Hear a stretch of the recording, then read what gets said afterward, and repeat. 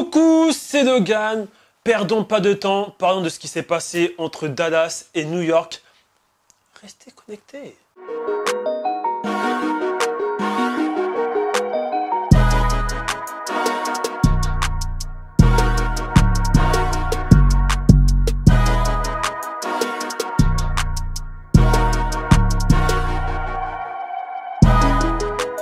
Donc voilà, Kristaps Porzingis, ça va être le sujet principal de cette vidéo. Déjà pour commencer, qui est Kristaps Porzingis? C'est un joueur de New York. C'est un 1995, il fait 2,23 m.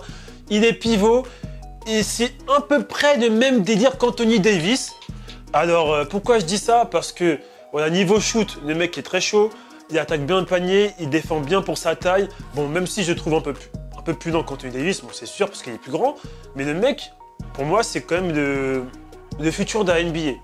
Donc, je vous explique la petite story.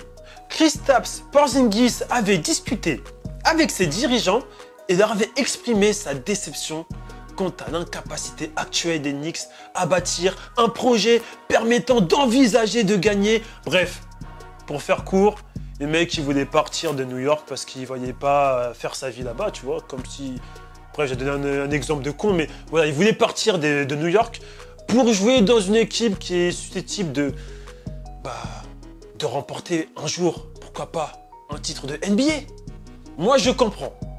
Personnellement, moi, je comprends. Maintenant, moi, j'ai un média de Hoops on Fire.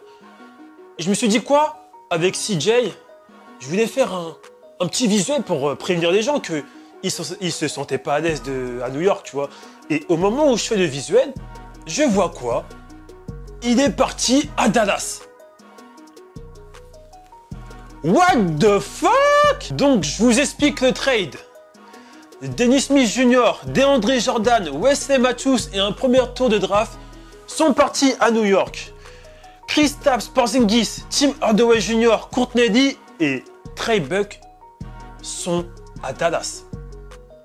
Tu vois le délire?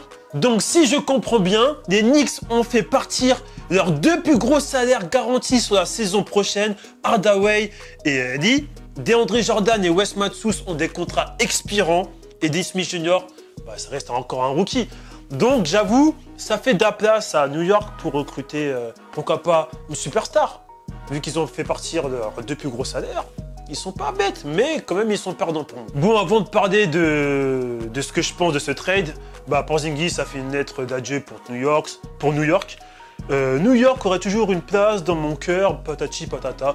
En vrai, il se sentait bien à New York, mais quand tu es dernier du classement, tu perds 40 matchs en une saison, actuellement, moi je comprends sa démotivation. Après, voilà, il ne se sentait pas à l'aise là-bas. C'est tout, il ne se sentait pas à l'aise là-bas. J'ai fait une petite analyse du trade pour les Mavs, si c'est positif ou négatif. Moi, c'est ce que j'ai écrit, dites-moi ce que vous en pensez. J'ai fait ça avec mon gars Yonel du Hoops on Fire, donc un big shout-out à toi. Alors, les Mavs ont échangé leur seul meneur de jeu. Ils ont aussi échangé leur pivot titulaire, meilleur défenseur de l'équipe. Porzingis, le joueur principal, est blessé et indisponible pour tout le reste de la saison. Il récupère de bons scoreurs voilà, pour épauler Doncic. Donc déjà, c'est vrai que c'est dommage qu'il soit blessé Porzingis. Et je crois qu'il sera free agent l'été prochain, là, qui arrive.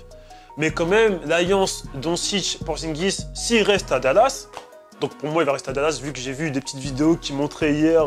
Il parlait avec Doncic, il avait l'air bien content. Donc, je pense que ouais, il va rester à Dallas.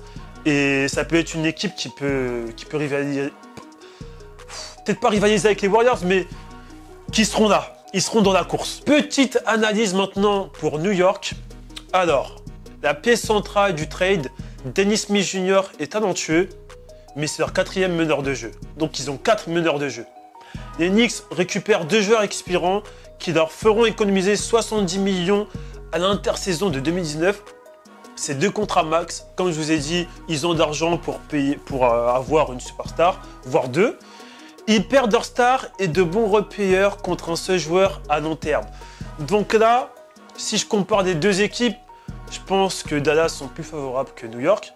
Après, ça reste mon avis. Dites-moi ce que vous en pensez en commentaire, mais pour moi, Dallas sont chauds. Après, il ne faut pas oublier que voilà, c'est bientôt la draft.